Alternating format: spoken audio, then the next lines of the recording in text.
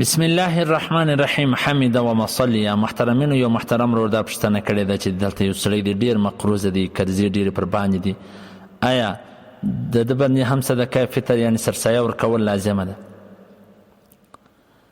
محترمینو، صدقه فطر دا پر هغه مسلمان باندې چې هغه مالدار وي او پر هغه زکات واجب وي، یا زکات پر واجب نه وي لیکن د قرض او د ضروري اسبابو څخه زیات دون قیمت مال یا اسباب ورسره وي چې هغه د زکات قیمت ته ورسیږي.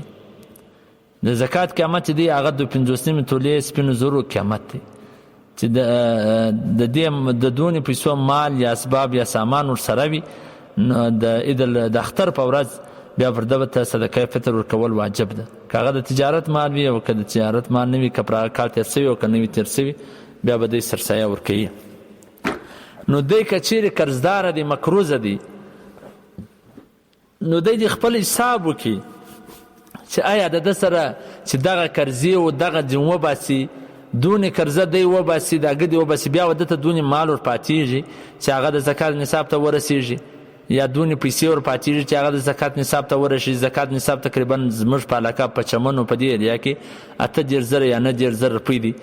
دونې ورپاتېږي، که ورپاتېږي نو بیا پر ده باندې سرسایه ورکول واجب ده، ورکوي به. او که دونې نه ورپاتېږي، الټه دی نور قرضداره کېږي، ګسه یې ورپېله نه ورپاتېږي، نو پر دا سړي باندې بیا سرسایه ورکول لازمه نه ده.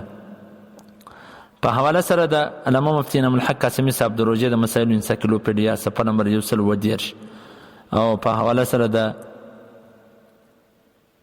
فتاوی علمگیری جلد نمبر اول صفحه نمبر 191 د غرنګ هدایت جلد نمبر اول صفحه نمبر 190.